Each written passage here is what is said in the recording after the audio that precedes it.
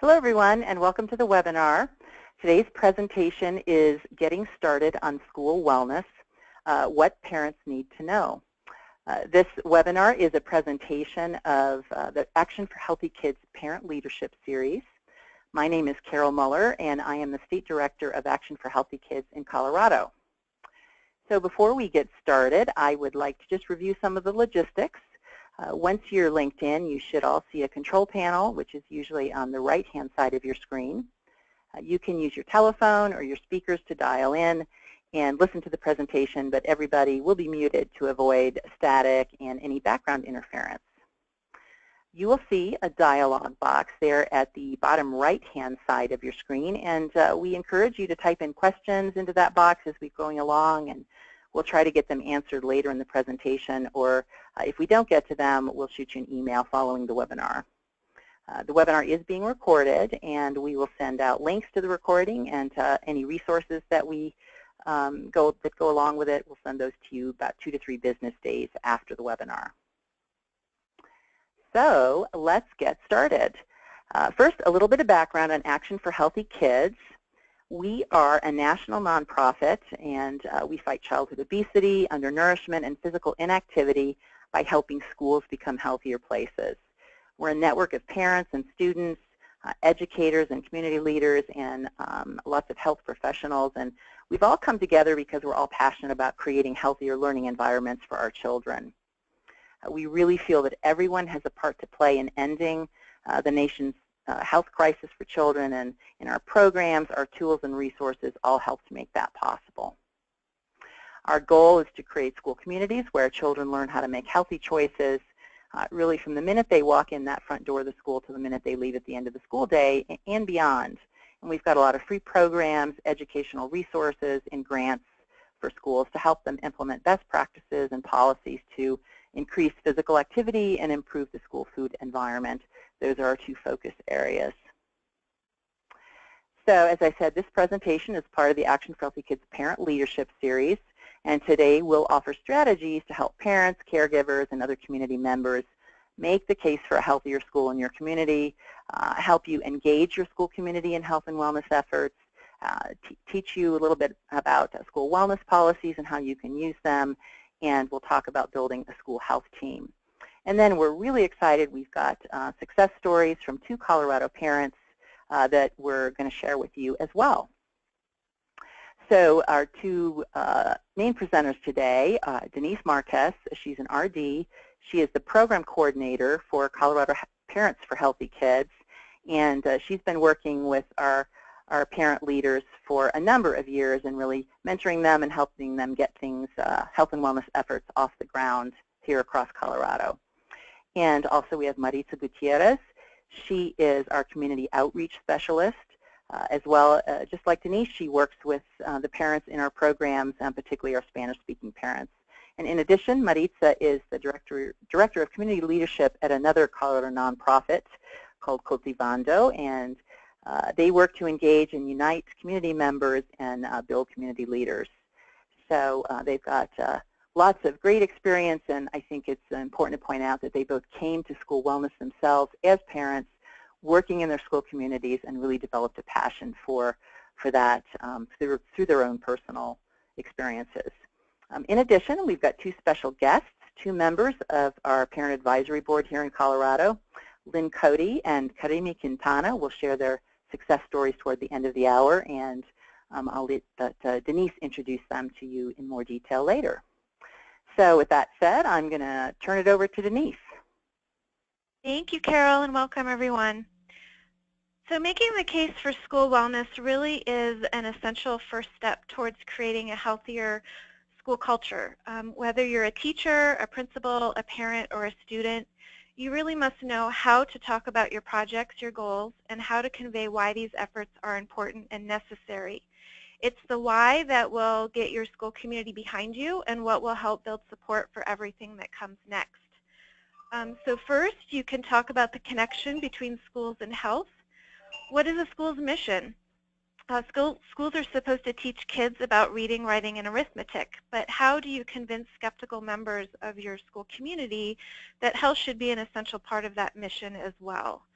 So here are some things on your screen that you can point out. Schools reach most children and adolescents in a community, and kids spend around 1,200 hours per year in school. So this really provides kids with a lot of opportunity to practice healthy behaviors while they are at school. Also, teachers, administrators, school staff, and parent volunteers are all key role models for our kids. Curriculum standards for health usually include nutrition and physical education. So shouldn't our policies, practices, and climate reflect those standards rather than conflict with them? And schools show kids what we value and what is important in our community. But most importantly, we know that healthy kids learn better. And there are many studies linking good nutrition and physical activity with academic performance. And for that reason alone, we really feel that schools should be addressing this issue. The Learning Connection that you see here is a great resource from Action for Healthy Kids to help you make this connection. It's an easy-to-read special report that summarizes the research proving that healthy kids are better learners. And we recommend that you download it from our website and share it with other parents and leaders in your schools. So here are also some eye-grabbing statistics that you can share. 1 out of every 3 American children is overweight or obese, and 30 to 40% eat fast food on any given day. Kids spend more than 7.5 hours a day in front of a screen for non-school purposes. And they view more than 40,000 commercials on TV each year. 87% of the food and beverages that they see on TV are for unhealthy foods. And only 1 in 3 children is physically active every day. So in addition to these statistics, if you can find specific local data from your local health organizations, that is even better to share.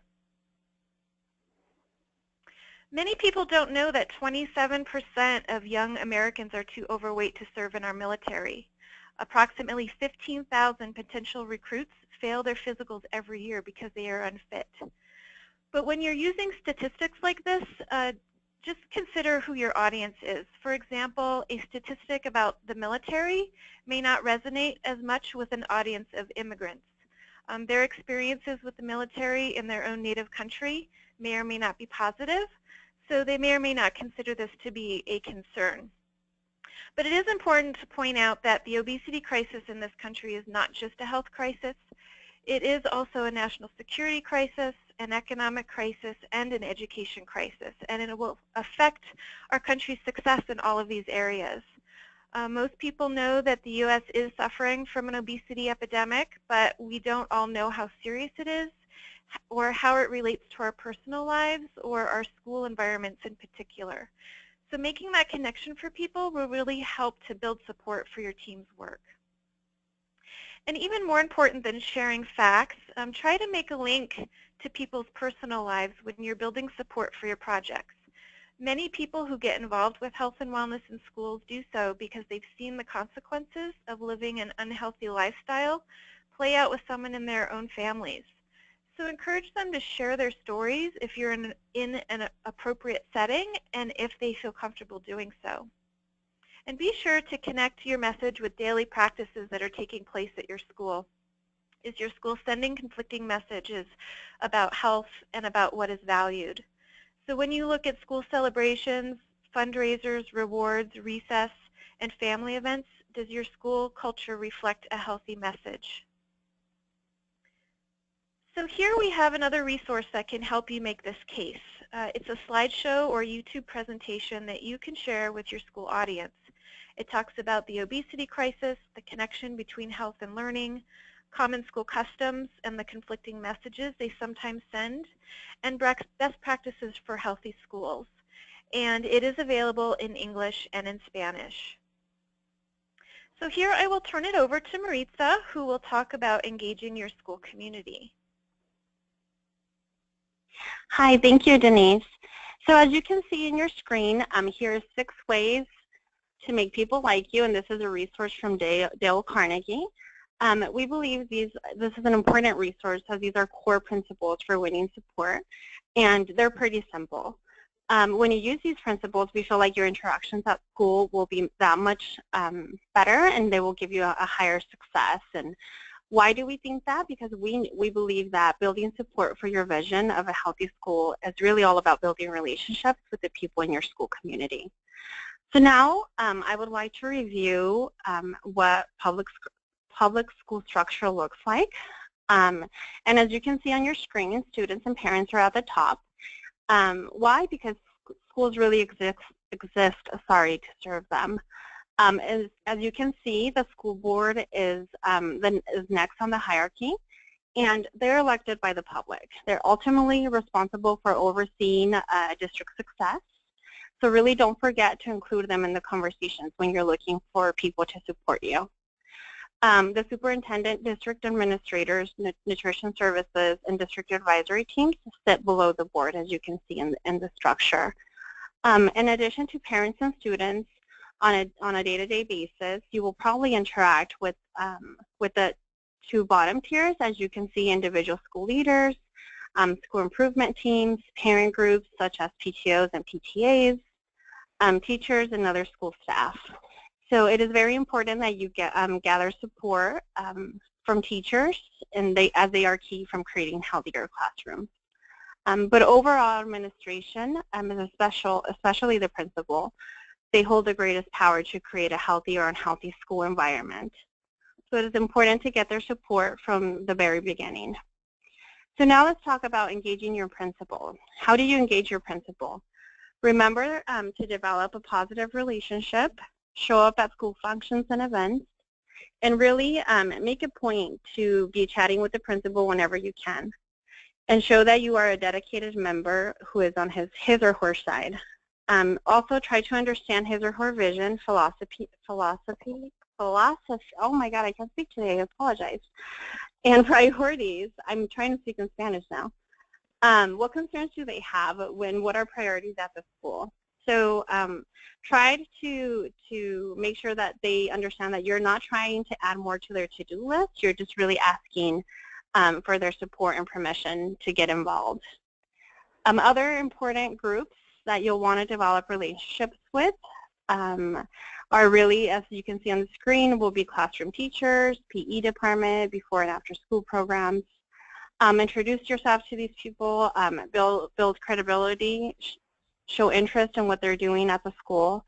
And really, we encourage you to do your homework. Become familiar with the requirements and policies that relate to health and wellness at the school.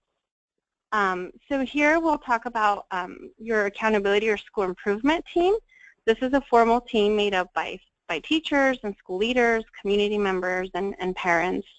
And really the focus of this group is to develop,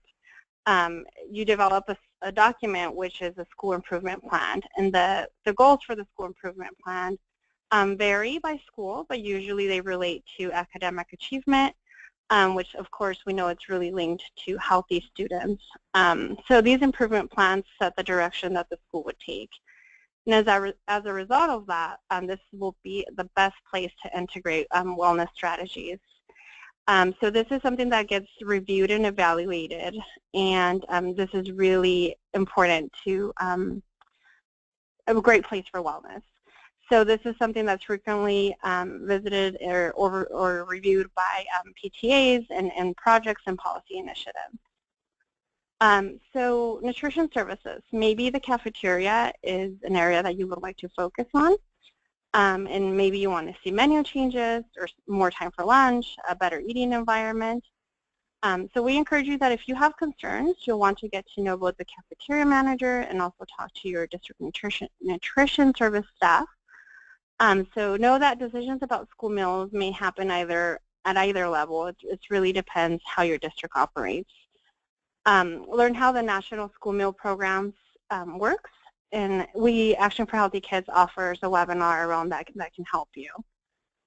Another great resource around this is the Chef Ann Foundation. So also ask food service staff about their concerns and challenges they face while they're feeding students, and listen carefully. Really respect that the concerns really respect those concerns and show how much you appreciate their hard work. We just want to mention that it's incredibly difficult for them to come up with healthy, balanced meals to meet and exceed the regulations and also meals that appeal to kids with the limited financial and human resources that they have.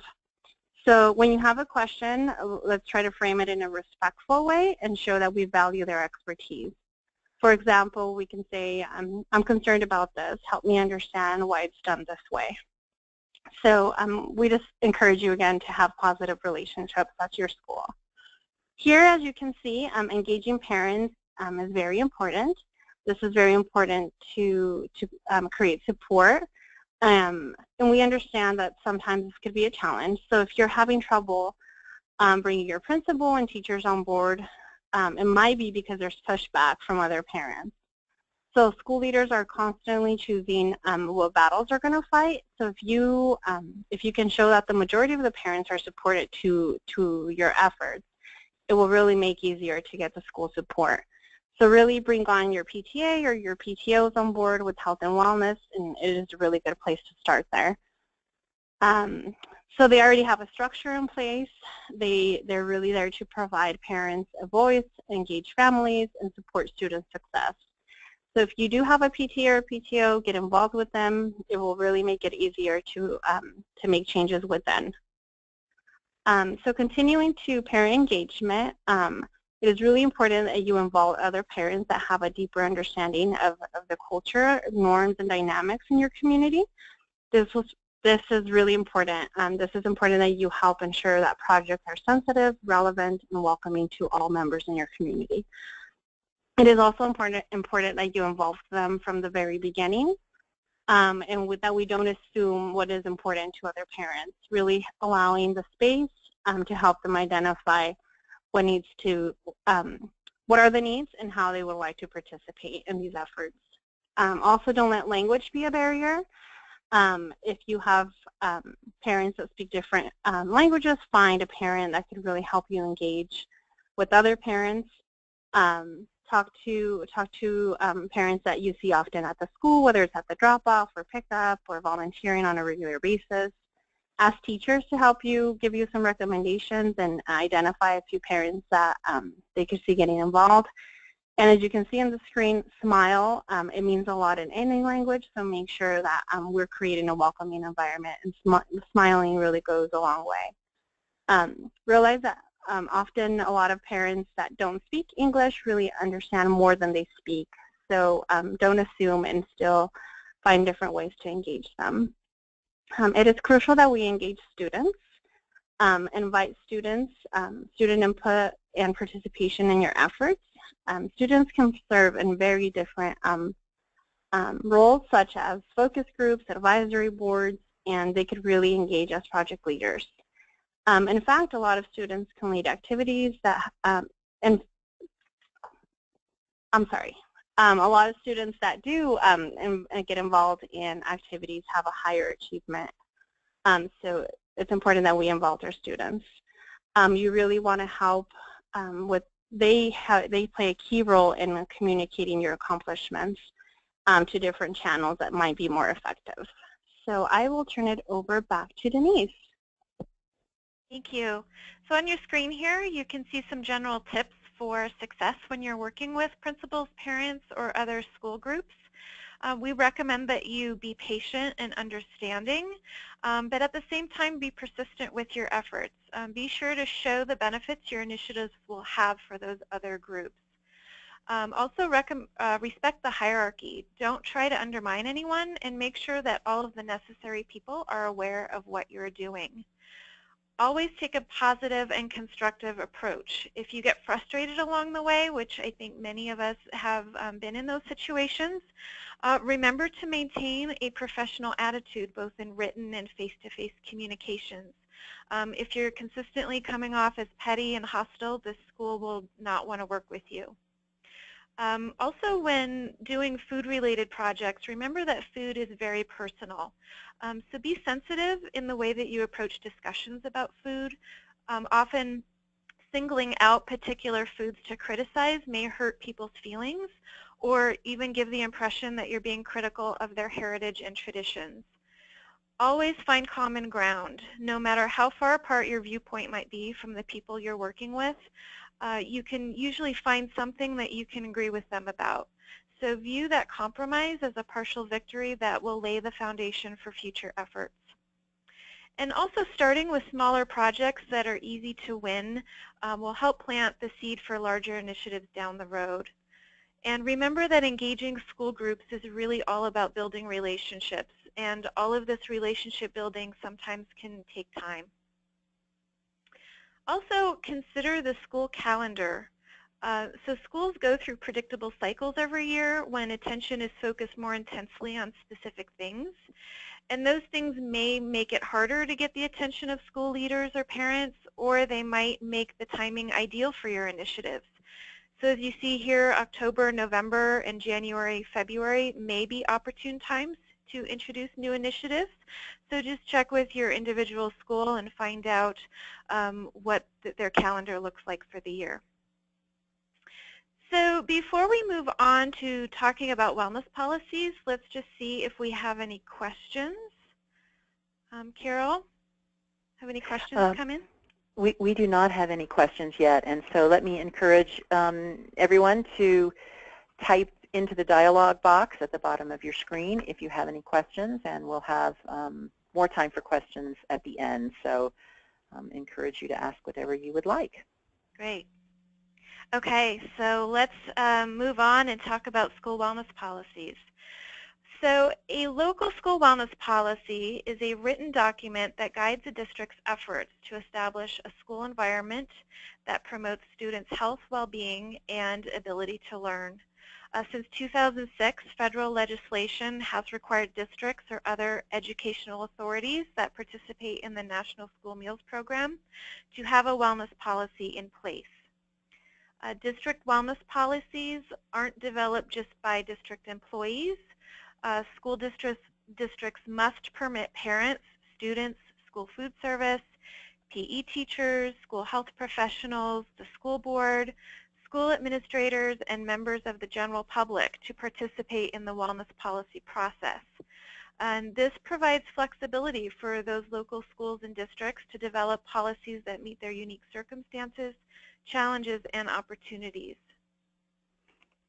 So a wellness policy must include the following: goals for nutrition education and promotion, physical activity, and other school-based activities that promote student wellness. Also, nutrition guidelines for all foods and beverages sold to students during the school day. These guidelines have to be consistent with the National Nutrition Standards for School Meals and the Smart Snacks in School regulation, which covers those foods and beverages that are sold outside of the school meals program. So for example, at in-school fundraisers or a la carte foods in the cafeteria. Policies must also include standards for foods and beverages provided to students but not sold. So that is meaning classroom parties or snacks and rewards as an example. Policies also include guidelines around food and beverage marketing to children. So your district guidelines can only allow advertising of products that meet the Smart Snacks in School standards. And it also includes a description of how the public is involved in the policy process, how updates will be given, and who leads the effort and the evaluation plan. State agencies have to assess districts' compliance with these requirements during their annual review every 3 years. That means that they assess the policy itself and whether it has all of the right content. Now, districts have to conduct their own evaluation every 3 years as well, including how well their schools are making progress towards their wellness policy goals, and that they are providing regular updates to the public. So the final rule that created this wellness policy framework was just published by the USDA in July, and districts have to be in compliance with it by June 30th, 2017. So we'll be sending out a link to a summary of these requirements in the follow-up materials after the webinar today. It is important to note that although policy requirements are mandated as law, the law did not include funding or a method of enforcement. so it is not consistently implemented in every school or district. Policies that meet the requirements can still vary widely. Some are strong and comprehensive, while some are not. So the best way to learn about your district's policy and to figure out how it can help you is to take a look at it and ask some of these questions. First of all, who wrote the policy? When was it developed, and who's responsible for its implementation? Are there processes in place to track its implementation at the school level? And most importantly, are teachers and parents even aware of this policy? In fact, are the principals in the schools aware that the district has a policy, and do they know what the recommendations or requirements are on that policy? And finally, are wellness policy goals included in the school improvement plan? So whether you have a policy that's perfect or one that needs improvement, we recommend that you use it. Use it as a platform for the projects you want to implement.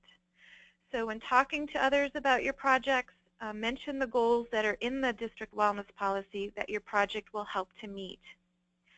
But what happens if policy is not being implemented or it's being ignored? This is a common question and unfortunately a frequent problem. If the school hasn't been meeting all of its district wellness policy goals, go ahead and approach school leaders and position your initiatives as a positive way to start moving the bar in this area. We recommend that you be empathetic, though, about how many tasks schools have on their plates, and say that you are willing to help and spend the time, helping schools with that. And it's also really important to make sure that you connect with your district level wellness leaders. Someone is officially in charge of your policy at your district. Some districts have a wellness coordinator who works on school health initiatives. And so if your district has one, be sure to reach out and see how you can, or how they can help you connect your school with wellness strategies that are being implemented at the district level. Your district coordinator can be very helpful to your efforts in terms of resources, expertise, and helping you get buy-in at the school level with your administrators. He or she can also connect you with community partners such as businesses, local government agencies, and nonprofits like Action for Healthy Kids. Now, some school districts use model frameworks to develop their school health strategies. For example, as you see here, the whole school, whole community, whole child model is a collaborative approach that many districts have adopted. It's recommended by the Centers for Disease Control and Prevention, and it includes 10 components of school health that address the physical and emotional needs of children, and it really has a strong focus on engaging community resources to support health and educational outcomes for students. So at this point, we're going to transition over to talking about how to build a team, how to find project funding and sustainability, and I will turn it over to Maritza. Thank you again, Denise. So for building a team at Action for Healthy Kids, we really believe that this is key to long-term success in building a school health team. You form a plan, you work together on these issues. We like to see a health team in every school. And really, there's a lot of benefits in working together as a team. It provides a greater skill set, more credibility, more people to do the work, more momentum, and really a greater chance for long-term impact. So now, what is a school health team? School health teams really come in a variety of shapes and sizes, and they all go by different names. Anyone with an interest in school health, parents, teachers, administrators, school staff, youth, board members, and community members can serve in your team. Together, all of these individuals would work to develop a vision and goal, identify health concerns, and create school health action plans. Lead projects together, raise funds, promote, and celebrate successful health initiatives. So now, how do you recruit your team? How do you get started? Really make sure that you have an elevator pitch ready to go. Really informing others of why would you like to start a school wellness team. Make sure that you get the principal's approval and buy in at the highest possible level of commitment. at the minimum, he really needs to be aware and give you approval to know what is it that you're doing at the school. If you can get him to support your team publicly, that's even better. In the most ideal situation, it would be that your principal becomes an active participant on the wellness team, and so really identify other champions to help you lead the committee, others that really can provide support. Include people from a variety of the school groups that you have or that we talked about earlier. If there are already another group in your school working on health-related activities, for example, school garden or a walk to school initiative, see if they would like to join your efforts to start a school team. Also, you can try to make sure, that your team is really representative of your community, that it's diverse. If you live in a bilingual or multilingual community, if you can provide interpretations. Sometimes a lot of the school districts will provide this at no cost. Include key players in your school. Include people who can commit to the time. You don't really want to do all the work yourself. So now let's talk briefly about some funding. In an ideal world, we know that every school and district would have funds to support your project. But spend some time looking into this. Sometimes there's pots of money that go unused, so make sure you're asking questions. Sometimes your PTO or PTA have funds available for wellness projects. So also look outside of the school. You might want to ask families if they're willing to donate, if they're passionate about health. Often you can find community partners that are willing to donate goods or services, such as grocery stores, parks and rec, sporting goods stores, spas. Just look out in your community for community partners. Also, there is grants out there for many organizations, both local and nationally. Look at health insurance providers, private foundations, community organizations, and government agencies. It may be possible to find funds from several projects and not just one grant. So we encourage you to visit the USDA Team Nutrition site for information on grants and funding sources. So now let's talk about sustainability. When we implement school wellness initiatives, we're really trying to create lasting life changes, not one-time projects that might have a short-term value but don't have a lasting impact. So it is very important that you consider all of the volunteer time that your team is really putting together when you're trying to find funds for your projects. Funders don't often want to invest in short-term impacts. As healthy school champions, you should really consider your own investment of time, resources in the same way. So include sustainability measures in your action plans. Really implement projects that provide ongoing opportunities for kids to eat right and be active. Community involvement is critical in sustainability, so provide your initiatives and communicate your progress to the community in different various ways. So that's all the information I have, and now I'm going to hand it over to Denise again. Thank you, Maritza.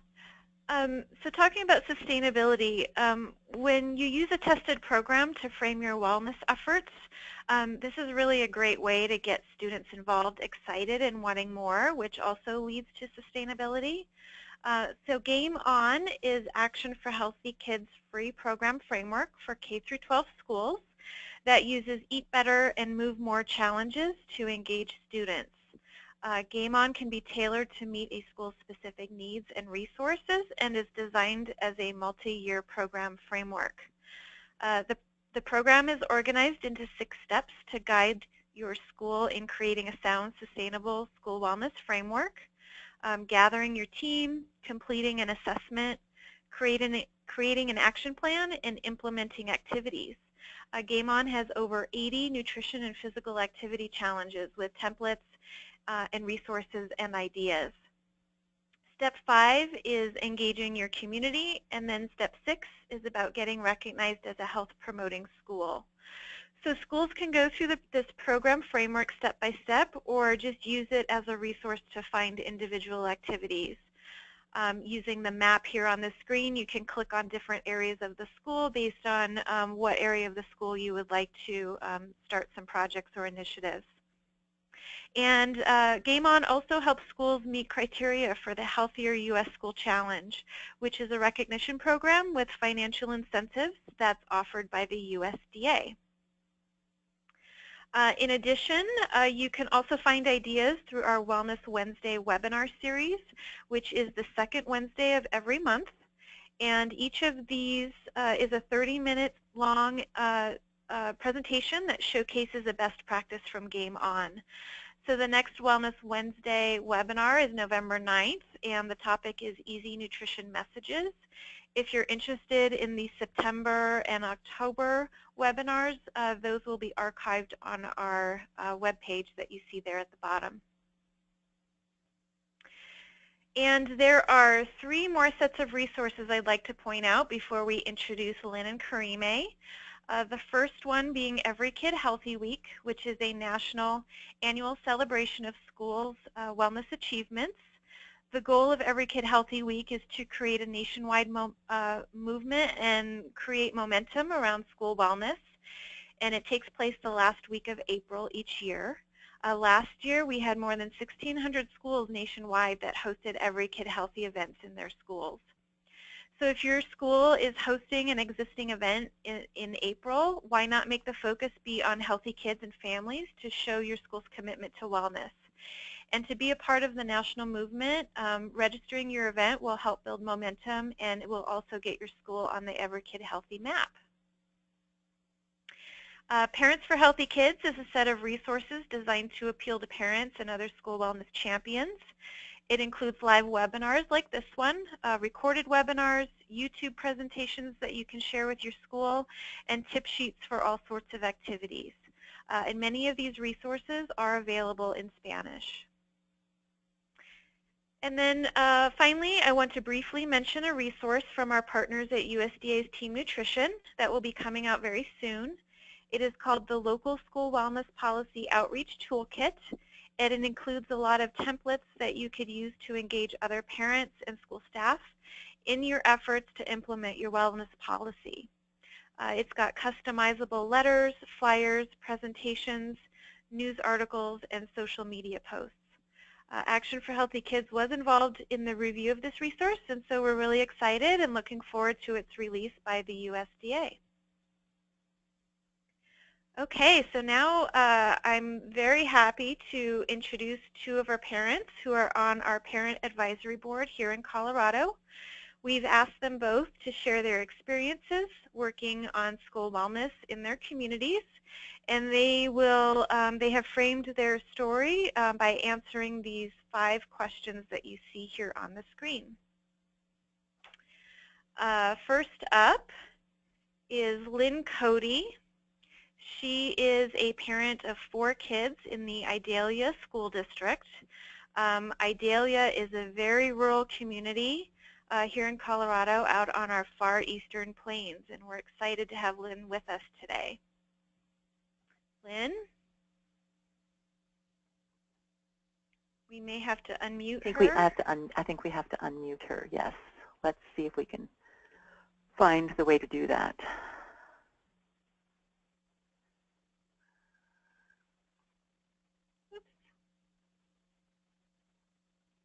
Okay, Lynn. Sorry, we had you muted. Welcome. That's okay. Hi, thanks, Carol and Denise, for inviting me to share a little bit about my story. And I'll just kind of go through all the questions all in one fell swoop. So basically, we saw at our school when the Hunger-Free Kids Act was signed in 2012, our small school kind of scrambled to jump on board and make changes immediately. Sometimes they were drastic, and it made many of the staff, students, and community members a little uneasy. And it kind of designated our newly formed wellness team as the enemy. We were the food Nazis. And in response to this negative connotation that our group carried, and to kind of smooth over some of the hard feelings we experienced, I kind of wanted to turn the tide on wellness effort. I care about this because I feel like it's important to make little baby steps to encourage kids to make their own healthy choices and not just make these changes by force, especially since we had been met with quite a bit of resistance by the community. By encouraging a little bit of competition, Kids were drawn to searching for answers themselves and allowed them to do some investigation. We looked into a number of options, and we wanted to focus on something that sparked students' interest and something passive where we weren't taking something away but adding something to. We moved into a brand new school during this tumultuous time, and I noticed that we had a big wall space near the cafeteria that was just itching for something. So I came to the idea of a bulletin board to advertise healthy news. I thought that fit into the connection between our gym and our cafeteria. Combined with a whole bunch of display material that we already had from a grant that we had received to make changes to our kitchen, I got a small Action for Healthy Kids grant, and I purchased a bulletin board and prizes for trivia contests that we would hold for the 2013 and 14 school year. We varied the themes with questions on sugar amounts in food, using sugar cubes to show how much was in them, rules surrounding the MyPlate standard, some facts about water, importance of breakfast, and some fun vegetable trivia. By starting with a student-centered project, the focus was shifted from what our group thought was good to what the students and community members wanted to participate in. 3 years later, our wellness team has really flourished, and this small project has led to many other undertakings, including introduction of a salad bar, Halloween candy donation program. We have Family Fitness Sundays in the spring, and a $20,000 Safe Routes to Schools grant, and a subsequent monthly Ride and Stride program. We also participate in a statewide training program for school cooks, and we help them. By participating in this, they're learning to create more from scratch meals. The Nutrition Bulletin Board continues, but it has expanded to include activity awareness, advertisement for wellness activities, and we've also used it to showcase student artwork. We'll be enlisting the help of the FFA and some of our ag student classes to include and entice more high school students in using it. This small grant may seem insignificant in the scheme of an entire facility. This is a K through 12 facility, but it really has led to increased awareness, increased student participation, and overall improved health in our community. This type of approach changes the tide from taking unhealthy items away to simply adding healthy items and ideas. It encourages the expansion of ideas and prevents burnout from new wellness team members as they can pick and choose what activities that they want to participate in. So that's kind of in a nutshell what we've done with this. Great, Lynn, thank you. Yeah, we've been following Lynn's story for a number of years now, and it's been really great to see how one little bulletin board idea has really helped the school think about wellness in a number of other ways, and really focusing on the positive instead of taking things away, I think, is a really great strategy. So congratulations, Lynn. It's been a great story to follow. So next we have Kareem A. Quintana. She is a 2016 Colorado Action for Healthy Kids Healthy School Hero. She has 2 kids and has been an advocate for healthy schools at the school and district level in Denver Public Schools. And as you can see here on the screen, she is also a big Broncos fan.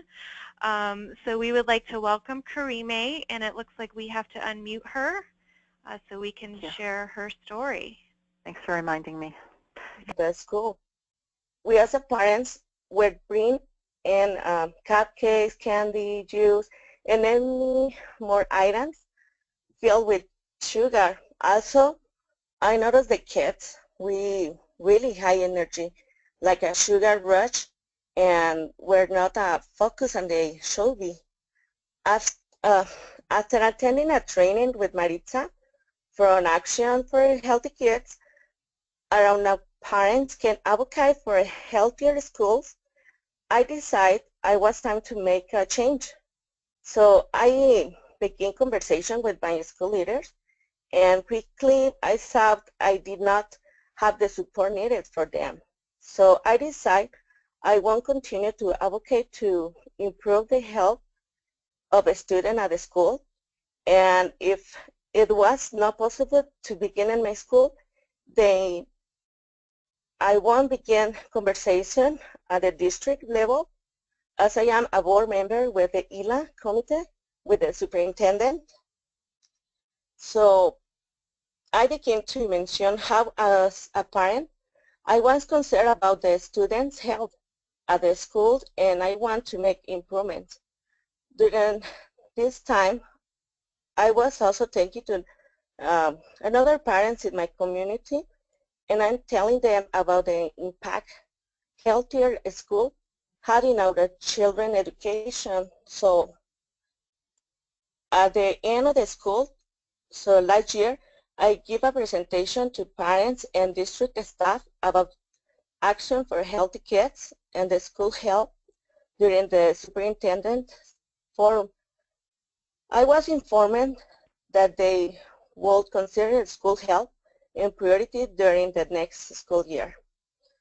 I continue to stay in this conversation. This school year, our leadership changed, and I went again, and I talked with my concerns, with the leaders about my concerns, and they were working together to create change alongside with the other parents, staff, and community parents.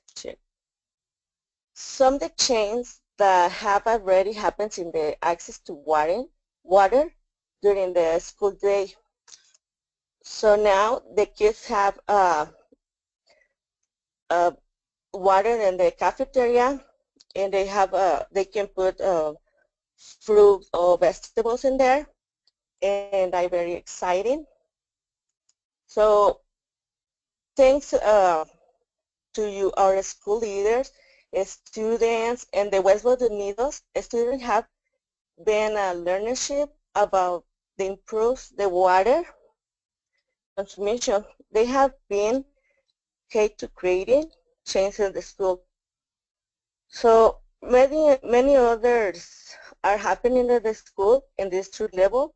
I'm very excited to see that many parents and students are involved. So one advice for another parent that might not see change fast enough, or that no support that you need right away, is continue not only at the school but in the district as well. I'm always say when one door closes, another opens. So Thank you, it's Karima, where so much. And sorry for my English, and apologize. No, thank you, Kareem, for sharing your story, and thank you so much for sharing it in English when I know Spanish is your first language. But we've been following Kareem's story as well, and Kareem has been very inspirational to me and other parents.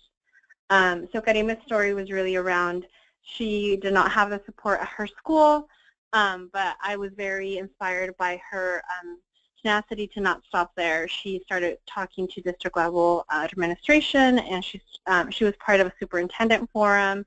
She gave a big presentation in front of a lot of people saying that school wellness was a priority for school achievement. So she continued to do this for about a year and a half, right, Karima, until now she's able to see changes at her children's school. But it took her time, and I think the biggest thing that motivates me from Kareem's story is really to not stop. As she mentioned, one door might close, but others will open. She didn't get the support at her school right away. She went to the district, and she saw change at the district level. And now the door has opened at her school to do some work this year. And as she mentioned, their kids not only have access to water and are encouraged to drink more water and less sugary beverages throughout the day, but now they have fancy infused water during lunch. So thank you so much, Kareem, again, for sharing your story. And thank you, Lynn, as well. So I would also like to just point out that it's a great story because my understanding is not only, Kareem A didn't just go to the district level, but she also has connections with and worked with community partners, which I think is really a great resource that many parents don't even understand are out there when they first get started. But I know here in Colorado, and I think across the country, there are community organizations working on this issue, hospitals, hospital systems, parks and rec, just so many different resources out there, plus the neighborhood organizations that might be developing community leaders as well. So, you know, figure out what's going on out there in your community and try to get connected with anyone that might be out there helping. There might be a lot more going on already than you think and a lot more resources than you think.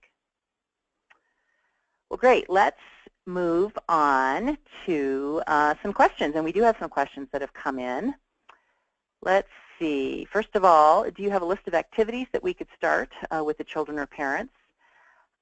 We have so many lists of ideas and activities, and we'll be happy to send those out to you. We'll send you a link to our web pages where you can find challenges. We'll send you a link to Game On first. As Denise mentioned, Game On has over 80 different physical activity and nutrition types of challenges that you can implement projects, and each one has resources, and there's some templates, and they can direct you to other organizations that have more resources. So we'll start there, and then we also have a lot of tip sheets with our Share Healthy Food and Activity presentation that we'll share with you.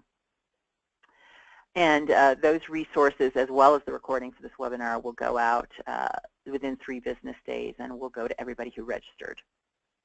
All right, so here's a question. I am trying to get my elementary school on board with Healthy Celebrations guidelines. It sounds like you said the policy, that means the wellness policy requirements are supposed to have standards for all foods, even in the classroom. At this point, children are bringing cupcakes for birthdays and candy for Halloween. The principal is aware of this and has not mentioned any standards. Do you, Denise or Maritza, do you want to take that, or I'm happy to as well? Why don't you go ahead and start off, Carol? We can fill in, okay. And even Lynn might have some suggestions as well. Okay. So on that, the rules for what has to be in a district wellness policy were just updated and finalized just this summer. And I believe that may be a new requirement. I'm not 100% positive that it's a new requirement that there have to be standards for all food shared.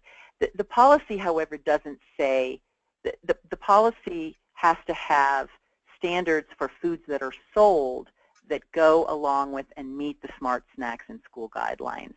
It doesn't, however, it doesn't say anything about what standards have to be applied for foods that are just shared at school. It says that there have to be standards for foods shared at school, like at those parties, but it doesn't say what those are. Unlike for foods that are sold with fundraisers or anything that is sold at school has to meet those Smart Snacks and School guidelines. But the schools that are shared, they have to meet whatever guidelines your district wellness policy chooses to include. In an ideal world, those Smart Snacks would be used also as a base for a district standards around shared foods, but that is not always the case. And sometimes things are just encouraged in policies as well. They're not always required. So I would suggest at this, and also this final rule and anything new that has come along in this final rule that was published in July, schools have, or school districts have, until next June to update their policies to reflect it. So it may not already be in your policy. It might be something that's going to happen.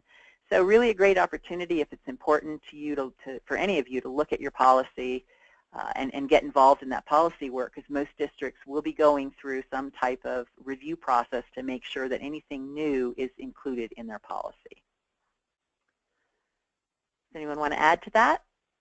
Yeah, and I would just add that this is one of those issues that relates to food, and it's very sensitive. I know personally I was at my daughter's elementary school for 7 years, and this is something that we talked about constantly, and the principal was just not willing to budge on it and did not want to tell the teachers what they had to do and how they had to, manage their classroom. So what I would recommend is just starting small. Perhaps, talk to individual teachers that would be interested in having healthier parties. Maybe they could come up with a template where parents can sign up to bring healthy snacks, and then that template can be shared with the rest of the teachers in the school. You could also try to come up with suggested snack lists, that can be distributed just to help parents. Sometimes parents just don't know, what to bring, and so it's just easy to go and get cupcakes. It's just the easy thing to do. But maybe if there were a list that you could distribute, maybe that would make it a little bit easier as well. Also, just trying to think of different ways to celebrate in the classroom and making things more active. Maybe kids can go out for an extra recess instead of having a birthday party. There's a lot of other alternatives as well. But I think that's one of those things that you're just going to have to start, taking baby steps with. Some principals are more on board with others or than others. And this new rule that you mentioned, Carol, it's going to be interesting to see what school districts end up doing with that.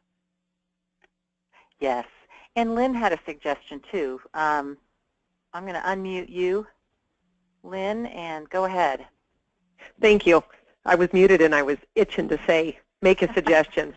One thing I like to think, because in my small school, it's very personal between school board administration and individuals because we see each other all the time. So you kind of have to walk on eggshells about running in and saying, I want to change this policy, or we're not enforcing this policy.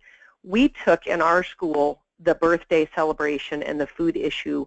We kind of went from the back end and we made suggestions with the elementary teachers, and we went to a once a month birthday celebration. So all the kids who had a birthday in, say, March, those parents worked together, and the first Friday of the month we had the birthday celebration. Teachers complained that they were losing a lot of class time by having to break all the time for parties, and of course they were absolutely on board with that. The second part of that is, instead of forcing down their throats, you can't have treats anymore, because parents like to do that to celebrate their kids' birthday. And we have a high Hispanic population. They have their own special things that they like to do for birthdays. So by having parents work together for that month, we encourage them to have a healthy treat, a sweet treat, or some kind of candy or whatever they were going to do, and then an activity. And so far we've done this for 3 years now. We're coming on our 4th year, and it has been met with open arms and has really been a success in our school. Great. Thanks, Lynn. Great suggestion. Okay, so we have another, and Lynn, I'm going to keep you unmuted just in case there's another question coming up that maybe you can help with. There's a couple of questions about whether wellness policy regulations require nutrition education curricula implementation in schools, and or are there requirements or suggestions for home economics. And so those are not covered in wellness policies. Those would be covered more in basic curriculum standards that either states or local districts would set. So those are not a part of wellness policy. Other than nutrition is, there need to be some health promotion goals and standards, but not about nutrition curriculum and education specifically. All right, so this is last question. We have parents who own a pizza place a few blocks from the school. We have problems with them wanting to bring in pizza during lunch. How in the world do you deal with that? And we have probably less than a minute to answer that and wrap up. Does anybody want to take a stab at that? Any ideas? Sorry, I had myself on mute. This is Denise. So if the pizza will be sold in competition with the school meals program, it does have to meet Smart Snacks standards, which are regulated by the federal school lunch program.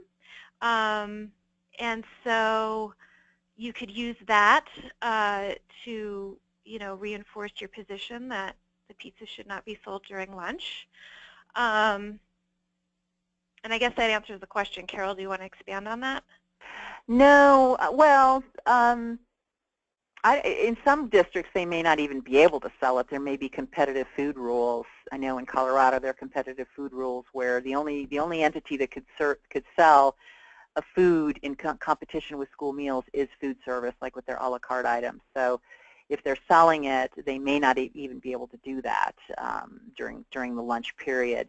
And if they're just coming in and wanting to share it, which is more the way I took the question, I think, you know, if you're able with your school community to develop guidelines around that, even school guidelines are a really great way, a really good platform, and something to be able to they are a tool for you to use versus than just getting into an argument or conversation with somebody, you know, a group that wants to do something that they think is fun and great and they're trying to share, perhaps. You know, so I mean, the intention is awfully good. But if you have a policy that is designed for healthy students, and you can refer back to a policy or just school guidelines or a school handbook, then sometimes it's easier to approach the subject that way. Lynn, do you have any suggestions, or Maritza?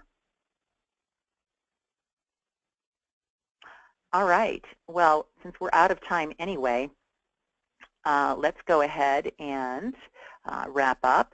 I want to thank our presenters today, both Denise and Maritza, Kareem A and Lynn. We really appreciate hearing your stories and getting the information you provided. We'd also like to refer everybody to our Action for Healthy Kids national Facebook page, Twitter, Instagram, Pinterest. We have all sorts of social media places that you can visit for health tips, physical activity, games, recipes, volunteer opportunities, and ideas for action. And in Colorado as well, we have a Facebook page. So with that said, that concludes our webinar today.